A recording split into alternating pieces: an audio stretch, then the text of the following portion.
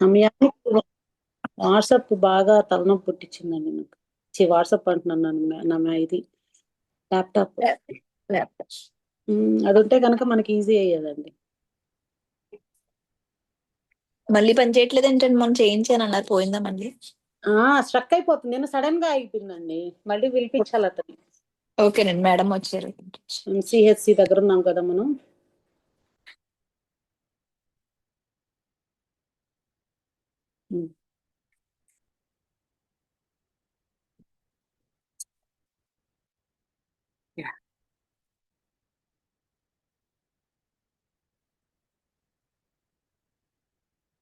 ఇప్పుడు ఈ ఎంసీహెచ్సి దాంట్లో అండి, ఇక్కడ కోల్డ్ హ్యాండ్స్ దాకా వచ్చాం మనం. Chest pain, irregular heart beats వచ్చేసాయి. Next complications of low MCH వచ్చింది అనుకోండి, ఇది పెద్ద డిసీజ్ కింద రాదు, కానీ అండర్లైన్ కండిషన్స్ కింద తీసుకోవాలంట మనం. Associate with issues and lead to the various complications is left untreated. ఏదైనా మనము ట్రీట్ చేయకుండా వదిలిన వాటిన కాంప్లికేషన్స్ కూడా దీంట్లోకి రావచ్చు, కాబట్టి ఈ పారామీటర్ కూడా తీసుకుంటాం మనం.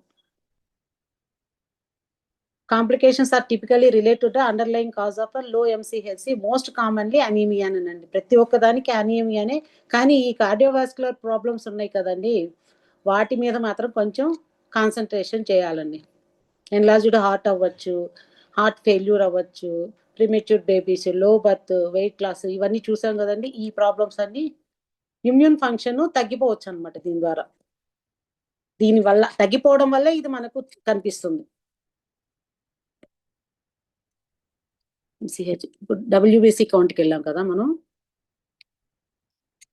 ఇప్పుడు మనం దీంట్లో వైట్ బ్లడ్ సెల్స్ కౌంట్ లో ఏం చేస్తామంటే అండి, ఎలర్జీస్ ఉన్నాయా, మన బోర్బార్ ఫంక్షన్స్, ఏదైనా ఇన్ఫ్లమేషన్స్, ఇలాంటివి కనుక్కోవడానికి ఈ డబ్ల్యూబీసీ కౌంట్ అనేది మనకు బాగా యూజ్ అవుతుందండి. ఈ బ్లడ్ పిక్చర్ లో ఉండాల్సింది మన రేంజ్ ఎంత ఉంది. ఇమ్యూన్ ఫంక్షన్ కూడా డయాగ్నోసిస్ చేయడానికి. ఇమ్యూన్ ఫంక్షన్స్ అంటే అండి, మన మన ఇమ్యూనిటీ ఎలా ఉంది, వాటిని ఇచ్చేయడం కోసం కూడా ఈ ఇదొక పారామీటర్ అనమాట. డాక్టర్స్ కి బాగా హెల్ప్ అవుతుంది. బ్యాక్టీరియల్ ఇన్ఫెక్షన్స్ ఎలా వస్తాయి, బ్యాక్టీరియల్, వైరల్, ఫంగల్, పారాసైట్స్, ఇలా చాలా ఉంటాయి మనకు మనం ఇన్ఫెక్ట్ అవడానికి కారణాలు అనమాట. దీనివల్ల ఏమవుతాయండి, ఇది ఫారిన్ బాడీస్ కదా, ఇవి వచ్చి మన టిష్యూ మీద డ్యామేజ్ చేసేసి మనకి ఇంజురీస్ కలిగించి మన లోపల ఎంటర్ అయిపోతాయి. అప్పుడు మన యాంటీబాడీస్ వాటిని ఫైట్ చేయడానికి మన యాంటీబాడీస్ ప్రొడ్యూస్ చేసుకుంటాం. మన ఇమ్యూన్ సిస్టమ్ తక్కువ ఉండింది అనుకోండి, డామినేషన్ వాళ్ళదైపోద్ది, వైరల్ కి వాటికి ఎక్కువైపోతుంది. అవి వచ్చి మనల్ని డ్యామేజ్ చేయడానికి ఎక్కువ ఛాన్సెస్ అనమాట. ఇమ్యూన్ సిస్టమ్ డిజార్డర్స్ అంటే auto immune diseases or immuno deficiency అంటారండి. ఇప్పుడు మనకు ఉండాల్సినంత ఇమ్యూన్ సిస్టమ్ సరిగ్గా ఉండదండి, అది ఇమ్యూన్ డెఫిషియన్సీ అంటారు. ఆటో ఇమ్యూన్ డిసీజెస్ అంటే మన సెల్సే మన మీదే, మన సెల్స్ నే అవి ఏం చేస్తుంది, ఫారిన్ సెల్స్ అటాక్ చేస్తాయి. వాటిల్లో ఆటో ఇమ్యూన్ డిసీజెస్ అంటారు వాటిల్ని. మన సెల్సే మన మీద దాడి చేయడం. బ్లడ్ డిజార్డర్స్, లుకోమియా అంటే తెలుసు కదండి మీకు, వైట్ బ్లడ్ సెల్స్ తక్కువగా ఉంటుంది. తర్వాత cancer, lymphoma or bone marrow issues. Bone marrow issues అంటే ఏం రావచ్చండి మనకు, అసలు మెయిన్ హెడ్ ఎగిరిపోయింది ఇక. బోన్ మ్యారో ఇష్యూస్, బోన్ మ్యారోలోనే కదా మనకు అంతా బ్లడ్ తయారవుతుంది. అక్కడే ఇష్యూ వచ్చింది అనుకోండి, మనకు రావాల్సిన క్వాంటిటీలో బ్లడ్ సప్లై కాదు, లేదా సప్లై అయినవి కూడా మెచ్యూర్ సెల్స్ అయి ఉండవు. Treatment monitoring, chemotherapy are radiation. నేను ఇందాక ఇదన్నాను, లుకేమియా అన్నాను కదండి, క్యాన్సర్ సెల్స్ అనమాట. ఈ ఓవర్ ఇదైపోతాయి సెల్స్ అనమాట, ఓవర్ గ్రోత్ అయిపోయి క్యాన్సర్ సెల్స్ కింద మారిపోతాయి అవి. సో దానికి ట్రీట్మెంట్ మానిటరింగ్ ఏం చేస్తారు, కీమోథెరపీ ఇస్తారు, రేడియేషన్ ఇస్తారు. ప్రొసీజర్ ఎలా తీస్తారు అనేదండి ఇది. శాంపుల్ తీసుకొని అంత ప్రొసీజర్ చేస్తారు. కొన్ని ఫ్యూ మినిట్స్లో అయిపోతుందండి, కొన్ని ఫ్యూ డేస్ ఉంటాయండి. ముఖ్యంగా బ్యాక్టీరియల్ కల్చరు, ఫంగల్ కల్చరు, ఇట్లాంటివన్నీ కల్చర్ అంటారండి. ఫస్ట్ చూస్తారు ఇన్ఫెక్షన్ ఉంది అంటే బ్లడ్ లో కానీ, యూరిన్ లో కానీ, వేటిల్లో కానీ ఫస్ట్ స్మియర్ తీస్తారండి. ఆ టెస్ట్ లో వచ్చిందా చూస్తారు. ఓకే, లో డెన్సిటీలో ఉంది, ఇలాగ ఉంది అనుకుంటే మెడికేషన్స్కి వెళ్ళిపోతారండి. లేదు క్రానిక్ గా ఉంది, హై డెన్సిటీలో ఉన్నాయంటే కల్చర్ పెడతారు. కల్చర్ అంటే పెంచుతారు వీటిని. అప్పుడు ఒక మీడియా పెట్టి మీడియాలో కల్చర్స్ చేస్తారు. దాన్ని తీసి చూస్తారు, ఆ బ్యాక్టీరియాని చూసి కల్చర్ చేసిన తర్వాత ఇది ఏ రకమైన బ్యాక్టీరియా, ఎలాగా మనకి ఇచ్చేస్తుందని కల్చర్. అది మైక్రోబయాలజికల్ పార్ట్ అనమాట, అది కల్చర్స్. దానికి డేస్ పడుతుంది అనమాట. కొన్ని ఆ గ్రో అవ్వాలి, దానికి సర్టన్ పీరియడ్ ఉంటుంది. ఆ పీరియడ్ లో గ్రో అవ్వాలి, దాన్ని తీసుకొచ్చి మళ్ళీ టెస్టులు చేయాలి. అలా చేసిన తర్వాత రిజల్ట్స్ ఇస్తారు. కొన్ని ఏమో సెకండ్స్. మన బ్లడ్ గ్రూప్ ఎంతసేపట్లో చేసేస్తామండి? వినిపిస్తుందండి? ఫ్యూ సెకండ్స్ లో చేసేసాం మనం. 1 minute, 2 minutes, 3 minutes హార్డ్లీ మనం ఆ ప్లేస్ చేయడం, ఆ యాంటీ ఏ కిట్ లో నుంచి అవి తీసి వేయడం ఒక్కటే అనమాట. ఇమ్మీడియట్ క్లంపింగ్స్ ఫామ్ అయిపోతాయి మనకి. సో విచ్చేసేయచ్చు, ర్యాపిడ్ అనమాట అది. కొన్ని ఉంటాయి హెచ్ఐవిలు, హెపటైటిస్ బిలు. ఈ టెస్ట్లన్నీ చేయాలంటే అది వైరల్ అండి. వైరల్ అనే సామాన్యంగా లోడ్ అవ్వాలి, దాన్ని సెంట్రిఫ్యూజ్ చేసి తీయాలి, దాంట్లో నుంచి తీసి లోడ్ చేయాలి, ఎలిసా టెస్ట్లకి వెళ్ళాలి. ఇవన్నీ నార్మల్ స్లైడ్ టెస్ట్లోకి జరిగేటి కాదండి, అది హై ప్రాసెస్. ఇప్పుడు రిజల్ట్స్ ఎలా ఉండాలండి? 4000 నుంచి 11,000 సెల్స్ పర్, మామూలుగా డబ్ల్యూబీసీకి ఉంటుంది కదా, అదే కౌంట్ అనమాట. నార్మల్ రేంజ్ అంటే హై డబ్ల్యూబీసీ కౌంట్ ఉంది అనుకోండి, ఏమవుతుంది? సెల్స్ ఉన్నదానికంటే ఎక్కువ ప్రొడ్యూస్ అయిపోయింది. అవేమంది క్యాన్సర్ సెల్స్ కింద మారిపోయింది. దానివల్ల మనకు కణితులు అక్కడక్కడ కణితులు కనిపించడం, ఇన్ఫ్లమేషన్స్ లాగా కనిపించడం అలా కూడా కనిపిస్తాయి. స్ట్రెస్కి వెళ్ళిపోతారు. ఆ స్మోకింగ్ హ్యాబిట్ ఉండే వాళ్ళకి కూడా ఎక్కువ వస్తాయి అనమాట ఇవి. ప్రతి ఒక్క ఎనీమిక్ డెఫిషియన్సీ కానీ ఏది దేనికైనా స్ట్రెస్ ఉంటుందండి బిహైండ్. మనం అందుకే ఎంత పెట్టుకోవాలి అంత పెట్టుకున్నాం అనుకోండి, మనకు స్ట్రెస్ తగ్గింది అనుకోండి, కొంచెం హెల్తీగా పెట్టుకోవచ్చు మనం. వీటికి రెమెడీస్ ఏంటంటే యోగా, మెడిటేషన్, ఇవేనండి నాకు తెలిసిన దాంట్లో. లో డబ్ల్యూబీసీ కౌంట్ ఉంది అనుకోండి, ల్యూకోపీనియా అంటారు. మనకు మానవ శరీర విజ్ఞానంలో చదివేటప్పుడు పీనియా అంటే ఏమనుకున్నామండి? సైటోసిస్ అంటే ఏంది, పీనియా అంటే ఏంది? తగ్గిపోవడం అండి. అప్పుడు ఒకది డిస్కస్ చేసుకున్నాం. సైటోసిస్ అంటే ఉండాల్సిన దానికంటే ఎక్కువ, పీనియా అంటే తక్కువ, డెఫిషియన్సీ. దేనికైనా ఈ 2 వర్డింగ్స్ వస్తాయండి, ఈ terminology, cytosis and penia. Bone marrow failure అండి. ఎందుకంటే మనకు ఎంత ప్రొడక్షన్ ఉందో అంత ప్రొడక్షన్ జరగట్లేదు కదా. సో ఎక్కడ కారణం అయిండొచ్చు? మెయిన్ మదరే మనకు కారణం అయిండొచ్చు. మదర్ అంటే in the sense bone marrow. దీనివల్ల సివియర్ ఇన్ఫెక్షన్స్ వస్తుందండి, కీమోథెరపీ చేయాల్సి వస్తుంది, దానివల్ల సైడ్ ఎఫెక్ట్స్ పడతాయి. సో ఇది కొంచెం క్రానిక్ ప్రాసెస్. కంట్రిబ్యూటింగ్ ఫ్యాక్టర్స్, ప్రెగ్నెన్సీలో ఫైనల్ మంత్ లో ఇవి ఎక్కువగా కనిపించచ్చండి. స్మోకింగ్, అందుకనే ప్రెగ్నెంట్ లేడీల దగ్గర సరౌండింగ్స్ అంతా బాగా ఉండాలి అంటారండి. స్మోకింగ్ చేయకూడదు హస్బెండ్. అందుకే అప్పట్లో మనకు ట్రెడిషన్ కింద ఇవన్నీ పెట్టారండి. ఇంటికి ఇలా స్నానాలు చేసి రావాలి, కొంచెం ఇన్ఫెక్షన్స్ నుంచి వాటి నుంచి ప్రెగ్నెంట్ లేడీని కాపాడడం కోసం మంచి అట్మాస్ఫియర్ ఉండాలి, స్ట్రెస్ లో పోనివ్వకూడదు, నచ్చిని పెట్టాలి. ఈ శ్రీమంతాలు ఇవన్నీ చేసేది కూడా ఈ దీనికోసమే, బేబీ ఫార్మేషన్ కోసమేనమాట, స్ట్రెస్ పోనీయకుండా చూసుకోవడం కోసమే.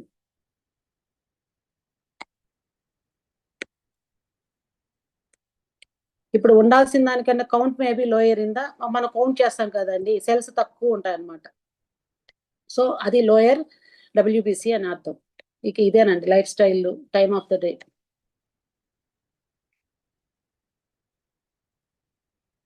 డబ్ల్యూబీసీ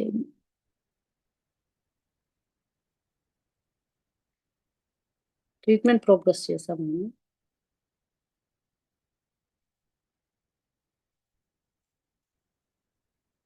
ఇది వేరే.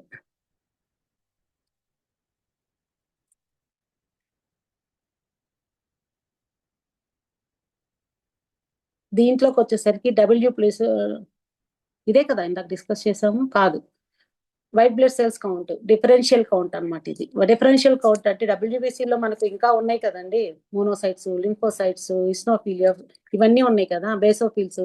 వీటికి ఒక ఫంక్షన్ కూడా ఎన్ని ఉన్నాయి కౌంట్ చూసుకోవడమే. ఇప్పుడు జలుబు దగ్గులు ఉన్నాయనుకోని ఇస్నోఫిల్స్ ఎక్కువ ఉన్నాయన్నమాట. అలా అలా చూడడం కోసం ఈ డయాగ్నోసిస్ యూజ్ అవుతుంది మనకు. న్యూట్రోఫిల్స్ ఎంత పర్సంటేజ్ ఉండాలి? మీకు న్యూట్రోఫిల్స్, బేసోఫిల్స్, మోనోఫిల్స్ అన్ని ఐడియా ఉంది కదండి, మనం ఆల్రెడీ డిస్కస్ చేసాం కదా. ఎక్కువగా ఏముంటాయి మనకు?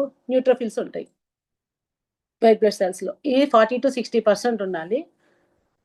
మనకి ఇచ్చిన బ్లడ్ శాంపుల్లో ఎంత ఉందో చూస్తారనమాట డిఫరెన్షియల్ కౌంట్.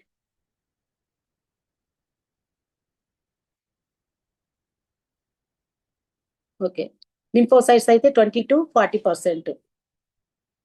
ఇవేం చేస్తాయి లింఫోసైట్స్?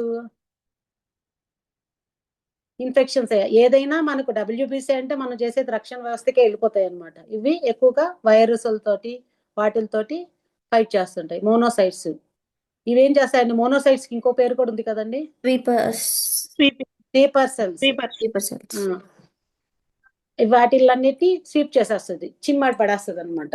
అలర్జీస్, పారాసైట్స్ ఏదైనా ఎంటర్ అయితే అవి ఇవి ఫైట్ చేసి వదిలిపెట్టేస్తాయి కదండి, వాటన్నిటి కూడా తీసేస్తుంది అనమాట. అది బేసోఫిల్స్. ఎనర్జిక్ రియాక్షన్స్ లోనే ఈ బేసోఫిల్స్ కూడా ఉన్నాయి. ఉండాల్సిన రేషియో ఎంత అండి? ఎస్నోఫిల్స్ 1% నుంచి 4% దాకా అండి కౌంట్. ఎక్కువగా ఈ ఎలర్జిక్ పర్సన్స్ కి ఉంటుంది కదా, నెమ్ము అంటారు కదండి, వాళ్ళ పిల్లలు అట్లా ఇస్నోఫిల్స్ కౌంట్ ఎక్కువ ఉన్నప్పుడు ఇవన్నీ వస్తాయి. బేసోఫిల్స్ 0.5%, 1%. ఎలర్జిక్ రియాక్షన్స్ లోనే ఇది ఇన్వాల్వ్మెంట్ కూడా ఉంటుంది. ఇప్పుడు న్యూట్రోఫిల్స్ అంటే మెయిన్లీ బ్యాక్టీరియల్ ఇన్ఫెక్షన్స్ చూస్తామండి.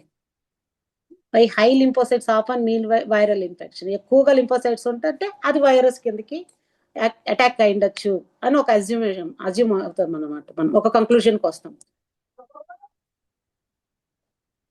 ఓవర్ యాక్టింగ్ ఇమ్యూన్ రెస్పాన్సెస్ ఇందులో ఇది కూడా ఎవాల్యుయేట్ చేయొచ్చు మనం.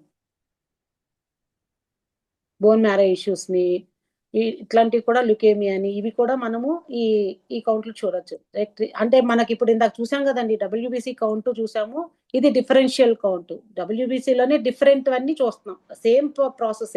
దాంట్లో సపరేట్ చేసి ఒక్కొక్కటి ఎంతెంత పర్సంటేజ్ ఉందని చూస్తున్నాం మనం, అంతే. సేమ్ అండి. ఎందుకు ట్రాక్ చేయడానికి చూస్తారంటే ఏదైనా ఇన్ఫెక్షన్స్ ఉన్నాయా, ఏదైనా ఈ పిల్లలకి ఎలర్జిక్ ఉందా, ఇలాంటివి వాటి కోసం ఈ పారామీటర్స్ అన్ని తీసుకుంటారు మనకు. ఇవన్నీ మెషిన్స్ యూస్ చేస్తారండి. కొన్ని మైక్రోస్కోపిక్ కూడా స్మియర్ తీసి చూస్తారు. అవన్నీ ఉంటాయి అన్నమాట, టెస్ట్ ప్రొసీజర్స్. అది వాళ్ళ డయాగ్నోస్ సెంటర్ బట్టి ఉంటుంది. నెక్స్ట్ ఇంకొకటి, ఇప్పుడు మనకు ప్లేట్లెట్స్ మిగిలిపోయినాయండి. మన ప్లేట్ లో ఇప్పుడు అన్ని అయిపోయినాయండి. రెడ్ బ్లడ్ సెల్స్ అయిపోయింది, ఎనిమిక్ కండిషన్స్ కోసం డబ్ల్యూబీసీ ఉంది, అలర్జిక్ కోసం, ఇమ్యూన్ రెస్పాన్సెస్ కోసం ఎలా ఉంటుందో ఆ పారామీటర్స్ కోసం డబ్ల్యూబీసీ చేసేసాము. ఇంకా మనకి బ్లడ్ లో మిగిలింది ఏంటండి? ప్లేట్లెట్స్. అవి చూస్తాం. ఇది మెయిన్ అన్నమాట, ప్లేట్లెట్స్. ఇదండి మనకి ఇక్కడ నుంచి బ్లడ్ సెల్స్ ఉంటే ఇలా ఉంటాయి మొత్తం మిక్సింగ్. ఇవేమో రెడ్గా ఉన్న ఎరిథ్రోసైట్స్ ఉంటాయి, ఇవి వచ్చేసి డబ్ల్యూబీసీ అనమాట. ఈ డబ్ల్యూబీసీలోనే మోనోసైట్, బేసోఫిల్స్, ఇస్నోఫిల్స్ ఇవన్నీ ఉంటాయి. ఈ ప్లేట్లెట్స్ అన్నిటికంటే చిన్న డెన్సిటీతో ఉంటే చిన్నవి ఏందండి? ప్లేట్లెట్స్. దీన్ని మీరు వినే ఉంటారు. ఇప్పుడు మనకు మొత్తంలో ఇప్పుడు మనకి ఏమొచ్చింది మొన్న, కరోనా. ప్రతి ఒక్కరికి ఏమైపోతుందండి? ప్లేట్లెట్స్ డౌన్ అయిపోయినాయి అంటున్నారా? ఇదేనమాట రీజన్. మీకు దాని గురించి చెప్తాను. ఈ బ్లడ్ ట్రాన్స్ఫ్యూషన్, ఒక బ్లడ్ తీస్తే ఎంత మందికి ఆ మెజర్మెంట్ ఏంటి, అది ఒకటి ఉందండి. అది నేను చెప్తాను మీకు. కొన్ని నుంచి ఎంత మందికి ఇవ్వచ్చు. ప్లేట్లెట్స్ ని సపరేట్ చేస్తారండి, ఎరిథ్రోసైట్స్ ని సపరేట్ చేస్తారు. అలా కూడా ఇప్పుడు బ్లడ్ అంటే బ్లడ్ ట్రాన్స్ఫ్యూషన్ అంటే కొంతమంది బ్లడ్ అంతా ఎక్కిస్తారు కదండి. ఈ బ్లడ్ ని కలెక్ట్ చేసి కూడా సపరేట్ చేసి, ఇప్పుడు మనకు ఎక్కువగా మెసేజెస్ వస్తూ ఉంటాయి, మాకు ప్లేట్లెట్స్ కావాలి అని. ఏ పాజిటివ్ నా బ్లడ్ గ్రూప్, మా మమ్మీకి ప్లేట్లెట్స్ కౌంట్ తగ్గిపోయింది, నాకు ఇమీడియట్ గా బ్లడ్ కావాలి అని. ఆ కండిషన్స్ లో ఇవి చేస్తారనమాట. ఒక ప్లేట్లెట్ కౌంటర్ జనరల్ ఎంత ఉండాలండి? 1,50,000 నుంచి 4,50,000 వరకు ఉండాలి. 4,50,000 ఉండాలి. 1,50,000 నుంచి. ఇవి ఏం చేస్తాయండి? దీని యాక్షన్ మనం ఆల్రెడీ చదువుకున్నాం. ఇంజరీ, దెబ్బ తగిలినప్పుడు బ్లడ్ క్లాట్ చేయడానికి బ్లడ్ క్లాట్ చేస్తాయి. అంటే ఏంటి? బ్లడ్ క్లాట్ చేసి బ్లడ్ ఊజింగ్ అవ్వకుండా అది ఫిబ్రినోజన్ అనే మెష్ చేస్తారు. ఇవేమవుతాయి? క్లంపింగ్స్ ఫామ్, బ్లడ్ ప్లేసెస్ చంపేసి క్లంపింగ్స్ ఫామ్ అవుతాయి. మీరు డెంగ్యూ ఇట్లాంటి కండిషన్ లో చూసారంటే అరచేతుల దగ్గర ఈ పైన చిన్న చిన్న క్లంపింగ్స్ లాగా కనిపిస్తాయి అంటారు కదా, మీరు విన్నారా? డెంగ్యూ ఫీవర్ వచ్చినప్పుడు డాక్టర్ చూసేది ఎక్కడైనా మీకు ర్యాషెస్ కనిపించాయా అని అడుగుతారు కదండి. ఆ బ్లడ్ క్లంపింగ్స్ అనమాట, అక్కడ దాన్ని బట్టి కూడా మనకు ప్లేట్లెట్స్ డౌన్ అయినాయని మనకు తెలుస్తుంది. ఇదేంటి, ఈ cell fragments are vital for the blood clotting and levels outside this range indicates potential health issues. Low counts ఉంది ఇప్పుడు నాకు. దాన్ని ఏం చేయాలి? లో కౌంట్స్ ఉంటే బ్లీడింగ్ ఎక్కువైపోతుంది. ఇప్పుడు హై కౌంట్ ఉందండి, ఎక్సెసివ్ క్లాట్ అయిపోద్ది. నార్మల్ ప్లేట్లెట్స్ రేంజ్ ఇంత ఉండాలి. యావరేజ్ లైఫ్ స్పాన్ వచ్చి ప్లేట్లెట్స్ ఒక్కొక్క దానికి మనం లైఫ్ స్పాన్ చదువుకున్నాం కదండి. ఆర్బీసీ ఇంత లైఫ్ స్పాన్, డబ్ల్యూబీసీ ఇంత లైఫ్ స్పాన్. ఎట్లాగే ప్లేట్లెట్స్ కి 7 to 10 days ఉంటుంది. ఇది ఈ లోపల దీని యాక్షన్ ఏదో ఇది చేస్తుంది అనమాట. లో ప్లేట్లెట్ కౌంట్ ఉంది అనుకోని దాన్ని థ్రాంబోసైటోపీనియా అంటారు. ద బెస్ట్ ఈ దీనికి ప్లేట్లెట్స్ కౌంట్కి మనం కొన్ని జనరల్ గా మనం ఈ కరోనా టైంలో అన్ని నేర్చేసుకున్నామండి. ప్లేట్లెట్ కౌంట్ పెరగడానికి ఏం చేస్తామండి మనం? ప్లేట్లెట్స్ పడిపోయినాయి అంటారు. కౌంట్ చేయడానికి మనం ఏం చేస్తాం? బొప్పాయి ఆకుల రసం అంటాము. దానికి ఆ ఎనర్జీ ఉందన్నమాట. ఇట్లా పెంచే ఇది కివీ ఫ్రూట్స్ అన్నారు. మనకు తెలిసి మనం చేసామన్నమాట. వైరల్ ఇన్ఫెక్షన్స్ వల్ల ఈ ప్లేట్లెట్స్ డౌన్ అవుతాయండి ఎక్కువగా. నేను చెప్పాను కదా, డెంగ్యూ, హెపటైటిస్. ఇప్పుడు క్యాన్సర్, లుకేమియా ఉండే వాళ్ళకి కూడా ఇవి తగ్గే ఛాన్సెస్ ఉన్నాయి. ఆటో ఇమ్యూన్ డిసీజెస్, కీమోథెరపీ చేసినప్పుడు కూడా డౌన్ అవుతాయండి. ఇది 50,000 దాకా అంటే తగ్గింది అనుకోండి, రిస్క్ అనమాట. డైలీ యాక్టివిటీస్ లో కూడా మనకు బ్లీడింగ్ అయ్యే ఛాన్సెస్ ఎక్కువ ఉంది. అదే హై ప్లేట్లెట్ కౌంట్ ఉంది అనుకోండి, ఇన్ఫ్లమేషన్స్ వస్తాయి, బోన్ మ్యారో డిజార్డర్స్ వస్తాయి. బ్లడ్ క్లాట్స్ ఎక్కడంటే అక్కడ బ్లడ్ క్లాట్స్ వస్తాయి. బ్లడ్ క్లాట్ అయిపోతే heart attack leads to the heart attack కదండి. నాకు నార్మల్ ఫ్లో ఉండే బ్లడ్ క్లాట్స్ అయిపోయింది. సో అక్కడ హడ్డీలు అయిపోయింది. నాకు ఆక్సిజన్ బ్లడ్ అందట్లేదు హార్ట్కి. సో హార్ట్ ఫంక్షన్ ఆగిపోయింది. స్ట్రోక్స్ వచ్చేది, హార్ట్ అటాక్స్ వచ్చేది దీనివల్లే. ప్యారలైజ్ కూడా అవుతారు కదండి. హార్ట్ అటాక్ ఒకటే రావాలని కాదు, ప్యారలైజ్ అయిపోవచ్చు, మాట పడిపోవచ్చు, కాళ్ళు చేతులు లాగేయచ్చు. ఫ్లో మన విండ్ ఎనర్జీ అది మన అకార్డింగ్ టు టీసీఎం వెళ్ళాం అనుకోండి, అది ఉన్నంత వరకే మన బ్లడ్ ఫ్లో బాగున్నంత వరకే మనకి ఏది ఉండదు. కానీ అది తగ్గిపోయిందంటే మాత్రం ఎక్కడైనా క్లాట్స్ మాత్రం అయితే మొత్తం అక్కడక్కడ కొలాప్స్ అవుతా వస్తాయండి. ఇది కూడా సిబిసిడిలో ఒక పార్ట్. ఈ మెజర్మెంట్స్ కూడా అబ్నార్మల్ ప్లేట్లెట్స్ ని స్మియర్ తీసి చేస్తారండి. స్మియర్ అంటే ఏం లేదండి, ఒక బ్లడ్ వేసి ఒక స్లైడ్ మీద స్మియర్ లాగా లాగుతారు, ఇంకొక స్లైడ్ తోటి. ఆ స్మియర్ తీస్తే మనకు ప్లేట్లెట్స్ కౌంట్ తెలిసిపోతుంది. ఇప్పుడు ఒక గ్రిడ్ అనుకోండి, ఒక గ్రిడ్ లాగా అంటారు. ఈ ఏరియాలో ఎంత ఉంది, ఈ ఏరియాలో ఎంత ఉంది, ఈ ఏరియాలో మనం ఒక్కొక్కటి పట్టి ఎతకలేం కదండి. ఇట్లా నేను ఆ టెస్టింగ్కి వెళ్ళాను మా ల్యాబ్ లో. సో అందుకని చెప్పాను అనమాట. ఆ గ్రిడ్స్ తీసేసుకొని ఈ కార్నర్ లో ఎంత ఉంది, ఈ కార్నర్ లో తీసుకొని యావరేజ్ తీసేసుకుంటారు. అలా తీస్తారు ఈ స్మియర్ టెస్ట్ లో. యాజ్ యూజువల్ అండి, దీనివల్ల ఏది ఇన్ఫెక్షన్స్, ఇన్ఫ్లమేషన్ వస్తుంది, బోన్ మ్యారో డిజార్డర్స్ వస్తుంది, స్పాంటేనియస్ బ్లడ్ క్లాట్స్. ఇది ఈ స్మియర్ చేస్తారు, complete blood picture. I think ఈ పారామీటర్స్ అయిపోయాయి అనుకుంటా అండి. నెక్స్ట్ ఇంకా ఇదేనండి, అయిపోయినాయి.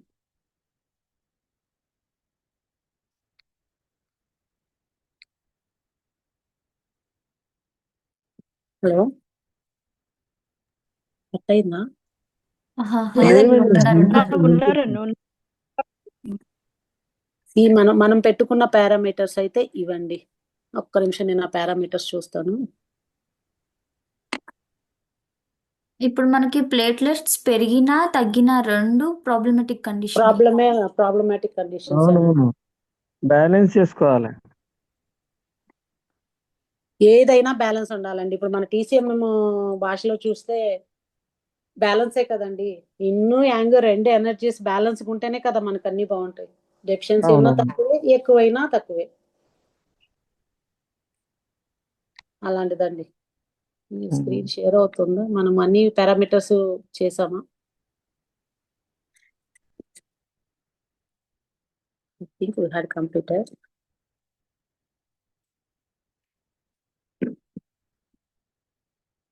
నేను గ్రూప్ లో పెట్టాను కదండి లిస్ట్, అన్ని కవర్ అయినాయా చూడండి కాస్త. నేను చూస్తాను ఒకసారి. ఇంకా డౌట్స్ ఏదైనా ఉంటే అడగండి కాస్త.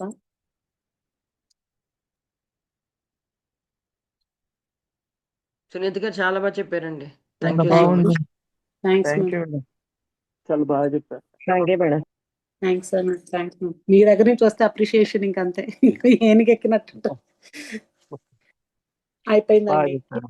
హీమోగ్లోబిన్ హెచ్బి చేసేసామండి, ఆర్బీసీ చేసాము, పీపీబీ చేసాం, ఎంసీబీ చేసాం, ఎంసీహెచ్ అండ్ డిఫరెన్షియల్ కౌంట్ అన్ని న్యూట్రోఫిల్స్ రేంజెస్ చూసేసాము, ప్లేట్లెట్ కౌంట్ చూసాము, ఎరిథ్రోసైట్ సెడిమెంటేషన్ రేట్ ఇది ఒక్కటి మిస్ అయిందండి. ఎరిథ్రోసైట్ సెడిమెంటేషన్ రేట్ అంటే ఎంతసేపట్లో మనకు సెడిమెంట్ అవుతుంది. సెంట్రిఫ్యూగేషన్ చెప్పాను కదండి మీకు అప్పుడు మానవ శరీర విజ్ఞానంలో అప్పుడు చెప్పేటప్పుడు బిహెచ్పి చెప్పేటప్పుడు అది చేసి ఒక టెస్ట్ అండి, ఈఎస్ఆర్ టెస్ట్. ఈ టైం రేంజ్ లోపలే అది సెడిమెంట్ అవ్వాలన్నమాట. కానీ ఎంతసేపట్లో ఉండాలంటే 0.5 mm/h ఉండాలి. ఈ కేసులో 1 to 13 ఉంది రెఫరల్ అన్నమాట. ఇది 9 లోనే సెడిమెంట్ అయిపోయింది. So it's normal. ఓకే. ఇంతకంటే దాటింది అనుకోండి, ఈ 13 mm దాటింది అనుకోండి, అయినా సెడిమెంట్ కాలేదంటే అది ఇష్యూ. ఓకే.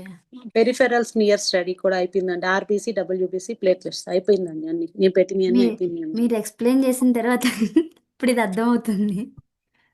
ఓకే, బాగుంది. ఇవన్నీ థ్యాంక్స్ అండి. ఇవన్నీ మనం బిహెచ్పిలో నేను టచ్ చేస్తున్నానండి ఇవన్నీ. కాకపోతే మనం ఇప్పుడు కేస్ స్టడీ తీసుకొని ఒక్కొక్క టెస్ట్ గురించి చేస్తుంటే మనకు రీకాల్ అవుతాయి అవన్నీ ఆ పాయింట్స్ అన్ని. థ్యాంక్ యూ అండి. నా సరే, ఉద్దేశం సునీత ఏంటి మేడం, నా ఒక డౌట్ ఏంటంటే మేడం, చెప్పండి. చెప్పండి. డౌట్ అంటే డౌట్ కాదు, అంటే మనకు చెప్పండి. వచ్చిన రిపోర్ట్స్ ను మనము షేర్ చేసుకొని అక్కడ అనాలిసిస్ చేసుకుంటే బాగుంటది కదా అనిపిస్తుంది. మన రిపోర్ట్స్ ఉంటాయి కదా, పర్సనల్ రిపోర్ట్స్, అవునండి సార్, అది మీకు ఒక మనం విషయం ఇలా తెలుసా సార్? జూమ్ లో డిస్కస్ చేస్తే బాగుంటది అని అనిపిస్తుంది. బాగుంటుంది సార్. ఇది మా వారిది సార్ ఈ రిపోర్టు. ఆ, ఆయనకి ఓకే. తెలియకుండా ఆయనదని డిస్కస్. కాకపోతే ఏ పారామీటర్స్ నేను పైకి చెప్పలేదు. నాకు రిపోర్ట్ ఓకే. ఓం కావాలి. ప్రకాష్ గారు, నా సార్ దగ్గర ఒక మేడం, బండిల్ ఆఫ్ రిపోర్ట్స్ ఉంటాయండి, పంపిస్తాను. అనాలిసిస్ ఓకే చేసి పంపించండి. ఓకే ఓకే డిస్కస్ చేద్దాం మేడం కి మేడం. సపోర్ట్ అవుతాం మనం. రైట్ రైట్ చేద్దాం. ఇదండి. దీన్ని బట్టి మన రిపోర్ట్స్ చూసుకొని ఇప్పుడు మనకు దొరికిన ఎక్స్ప్లెనేషన్ బట్టి మనం ఇప్పుడు వెళ్తే మనకి వేరేలా కనిపిస్తుంది పిక్చర్ ఇప్పుడు. ఆ, ఓకే, అవునా? అంటే మనకి మనం ఏది కరెక్షన్ చేసుకొని మనకు తెలిసిపోతుంది కదా. తెలుస్తాయి కదా సార్. ఇప్పుడు అంటే మన మనం హెల్త్ లో డయట్ లో మార్చుకోవాలా, లైఫ్ స్టైల్ మార్చుకోవాలా, యోగా చేసుకోవాలా, లేకుంటే ఏం చేయాలని మనకు ఒక అవేర్నెస్ వస్తుంది కదా. అదే కదా సార్, థెరపిస్ట్లు అంటే అందుకే కదా సార్ బిహెచ్బి ఎందుకు పెట్టారంటే ముందు మన బాడీ గురించి మనం తెలుసుకున్నాం అనుకోండి, మనం ఇంకొకరి బాడీ గురించి అనాలిసిస్ చేయగలం. అసలు ఏం అవును. జరుగుతుంది అందులో, ఏం చేస్తుంది అన్నదానికే ఈ సబ్జెక్ట్ పెట్టారు. ఈ సబ్జెక్ట్ లో ఓకే. కాస్త మనకు కొంచెం డెప్త్ నాలెడ్జ్ వచ్చింది అనుకోండి, మనం ఒక డయాగ్నోస్ చేయడానికి ఈజీ అవుతుంది సార్. మనకు అవునవును. టీసీఎం ని దీనికి అప్లికేట్ చేసుకుని వెళ్తున్నాం. ఆయుర్వేదంలో అవును. టీసీఎం ని అప్లికేట్ చేసుకుని మనకు బేసిక్ నాలెడ్జ్ ఇది వచ్చేసింది అనుకోండి. ఓకే, డెఫిషియన్సీ అంటే ఇది కదా, ఓ దీనికి ఇది ఏ ఎనర్జీ, ఇప్పుడు హార్ట్ అలా తెలుస్తుంది, లంగ్ ఫంక్షన్. ఇప్పుడు మనకి ఒక ఐడియా వచ్చేసింది కదా సార్, ఎక్కడెక్కడ ఏదేది ఇన్వాల్వ్ అయినాయని. దీంట్లో ఇంకా అవును. బయోకెమికల్ టెస్ట్లు ఉన్నాయి సార్, అవి కూడా ఉన్నాయి. అవి మనం నెమ్మదిగా, అది బయోకెమిస్ట్రీ అండి. అది మనం ఇప్పుడు హార్మోన్స్ తీస్తాము, ఐజీజీ, ఐజీఎం, ఐజీబీ అని, అది చాలా డెప్త్ సార్ అది. అంటే ఇది 1-2 years మనం ఫోకస్ అయినాక then we can discuss that. అవునండి. ఇది మనకి ఈ సెమ్కి ఇది సరిపోద్ది సార్, ఇది more than enough I think so. Madam చెప్పాలి. Okay thank you. మేడం బిజీగా ఉన్నారా? మీ క్లాస్ కోసం కాల్స్ ఆపుతున్నాను మేడం. అయ్యో మేడం చెప్పండి, కంటిన్యూ. కానివ్వండి కానివ్వండి. కానీ అండి, నాకు ఒక్క ఇదేంటంటే, మీకు రీకాల్ అయిన విషయం ఎవరు నాకు ఇక్కడ చెప్పలేదండి. నేను బిహెచ్పి చెప్పేటప్పుడు కూడా ఈ మైక్రోసైటిక్ గురించి, మ్యాక్రోసైటిక్ గురించి, తలసేమియా గురించి అన్ని చెప్పున్నాను. కొంచెమైనా రీకాల్ అయిందా అని చూస్తున్నానండి. మర్చిపోయింటాంలేండి, ఎగ్జామ్స్ అయిపోయినాయి కదా మనకు, మర్చిపోయింటాం.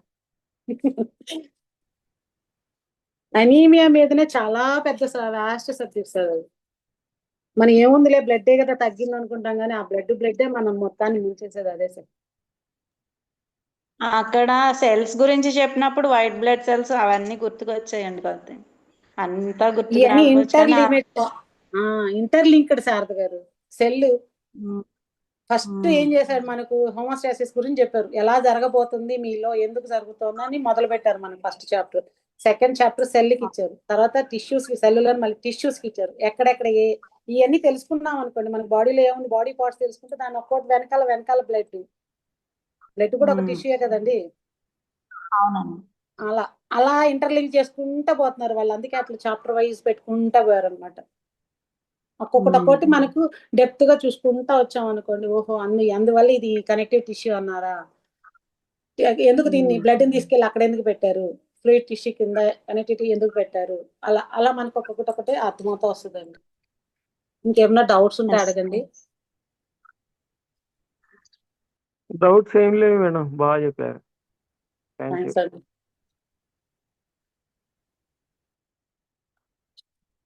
నెక్స్ట్ ఫర్దర్ గా మీకు ఏ టాపిక్ కావాలో చెప్పారంటే అండి, నేను అది చూస్తాను. ఈ 2 days అనండి, నెక్స్ట్ వీక్ అంతా నాకు బిజీ.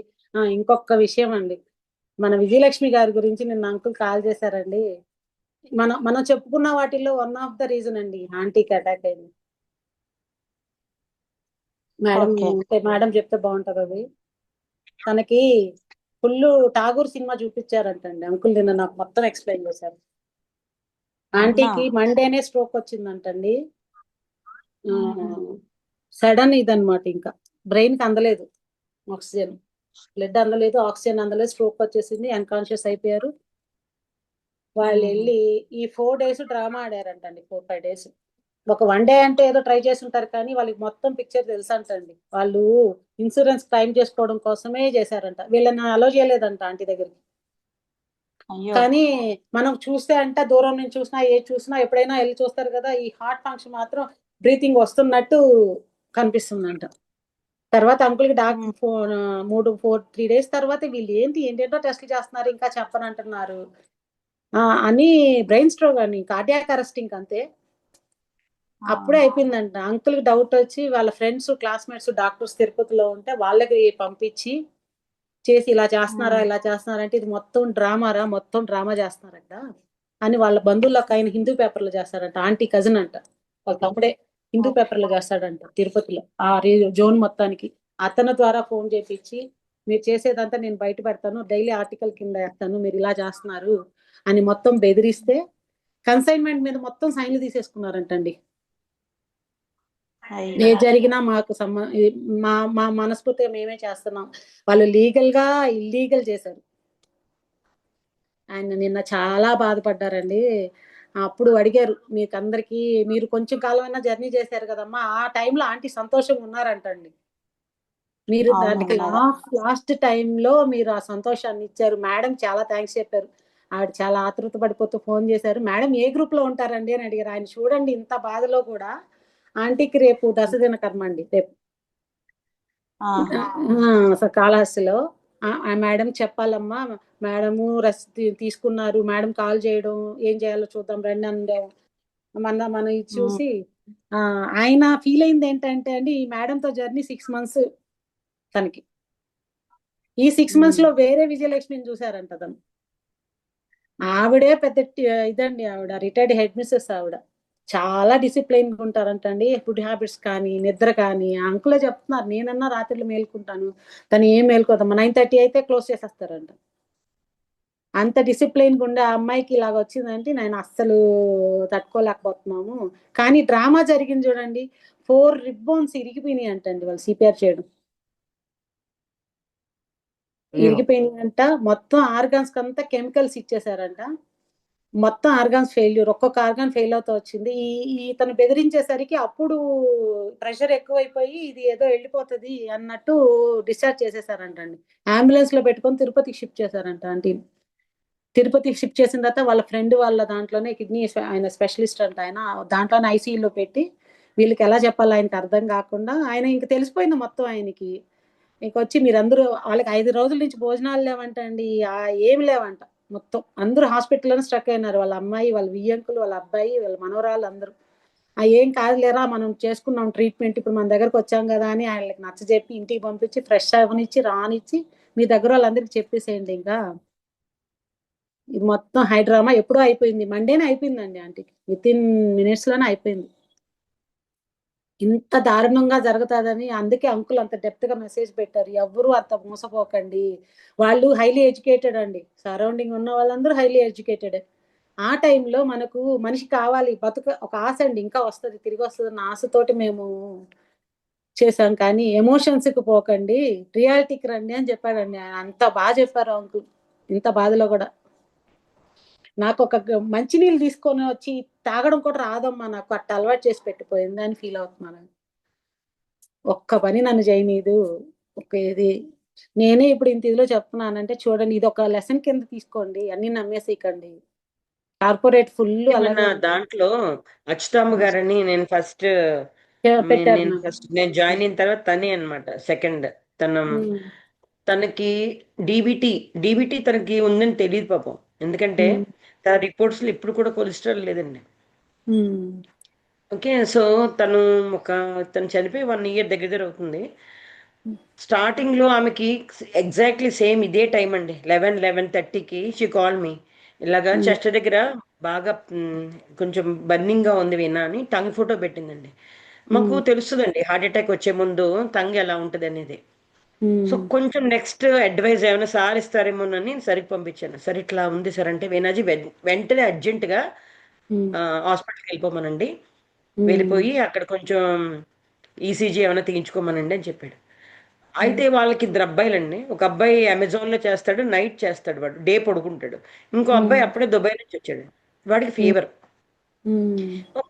తల్లి కదండి, తల్లి మనసు ఎలా ఉంటదండి, పడుకున్నవాడిని లేపి పడుకున్నాడు. తీసుకెళ్దాం, పాపం ఫీవర్ ఉన్నవాడిని ఆ ఎండలో ఎందుకు తీసుకురావడం అనుకుంటారు కదా. అలా ఆమె ఏం చేసింది, డిలే చేసిందండి. అప్పటికి కరెక్ట్ గా 1.5 hour కి చిన్నోడు లేచాడు, నాకు ఫోన్ చేశాడు, అక్క అమ్మ. నేను అప్పటికి యాంజినా పెక్టోరియా ఒక ప్రోటోకాల్ ఉంటుందండి, అది పంపించి ఇది పెట్టు అనేసి. అది పెట్టినంతసేపు ఆమెకి ఏం ప్రాబ్లం లేదండి. ఎక్కడి వరకు వెళ్ళిపోయింది అమ్మాయి, హాస్పిటల్ వరకు వెళ్ళిపోయింది. హాస్పిటల్ అంటే ఒక ల్యాబ్కి వెళ్ళిపోయింది.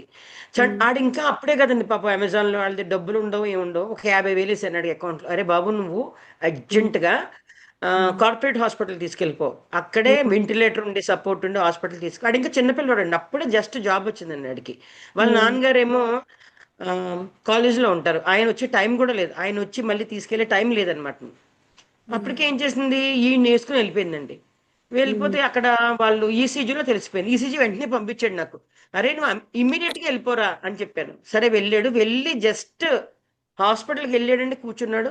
వెంటనే ఆమె డీవీటీ కదండి, డీవీటీ త్వరగా మనకి ఇమ్మీడియట్ గా వస్తుంది, అది పల్మనరీ ఎంబోలిజం కదా. జస్ట్ పాపం అలా సిపిఆర్కి వెళ్ళిపోయిందండి ఆమె. వెంటనే చుట్టాలందరూ ఒకళ్ళొకరికి నేను ఫోన్ చేశాను, చంటుడు ఒక్కడే ఉన్నాడు వెళ్ళండి రా బాబు అంటే ఒక్కొక్కళ్ళు వెళ్ళేపాటికి ఈవిడ అన్కాన్షియస్ స్టేట్ లోకి వెళ్ళిపోయిందండి. ఈ సిపిఆర్ చేసి రివైవ్ చేశారు, సేమ్ మన విజయలక్ష్మి గారి కేసే. ఓకేనా. సో అప్పటికి ఇంకా మా బాబు ఇంకా చిన్నపిల్లడు కదండి, ప్లస్ నా దగ్గరే ఉన్నాడు, వాడిని ఎక్కడ పెట్టి వెళ్ళాలి నేను. పొద్దున్న నుంచి ట్రై చేస్తున్నానండి ఆమె లాస్ట్ చూపు చూడాలని. ఎందుకంటే ఎవరన్నా వాడి దగ్గర ఉంటే, హాస్పిటల్ చిన్నపిల్లల్ని పట్టుకెళ్ళడానికి ఒప్పుకోరు కదా ఇళ్లలో, బట్ నాకు చూడాలి ఉంటే. సరే ఎలాగైనా ఆవిడ చూడాలి అని చెప్పి నేను బయలుదేరానండి. ఇంకా అప్పుడే అందంట, అక్కకి చెప్పరా హాస్పిటల్కి వచ్చేసే లాస్ట్ మాట అదే మాట్లాడిందంటండి. ఈవెన్ వాళ్ళ హస్బెండ్ కూడా చెప్పలేదంట పాపం, ఇలాగ అమ్మ హాస్పిటల్కి చేరిందని నాన్నకి చెప్పరా అని. So that bond we have అనమాట. సరే నేను ఈవినింగ్ వెళ్ళానండి. వెళ్ళేటప్పటికి ఇంకా సేమ్ స్టేజ్ అని మీరు అన్నారు చూడండి మేడం, వాళ్ళు ఏవో సమ్ మెడిసిన్స్ ఎక్కిచ్చారండి, దానివల్ల ఆ పల్స్ అలా వెళ్తూ ఉంది కదా, అదే కండిషన్ అండి. మొత్తం ఒళ్ళంతా ఉబ్బిపోయిందండి ఆమె.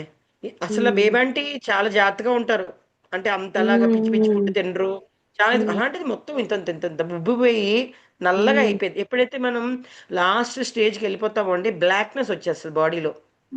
అది మనకు తెలిసిపోద్దండి. ఇక్కడ వరకు బ్లాక్నెస్ వచ్చేస్తుందంటే లోపల ఏం లేదాడ, వెరీ లోయెస్ట్ పల్స్ వెళ్తుంది అనమాట అండి. 2 రోజులు మినిమం హాస్పిటల్లో ఉంచాలండి వాళ్ళకి డబ్బులు కావాలి అంటే, మినిమం. లేకపోతే వాళ్ళకి డబ్బులు రావండి, వాళ్ళు యాజ్ పర్ ఇన్సూరెన్స్ లా ఇవ్వరు అనమాట.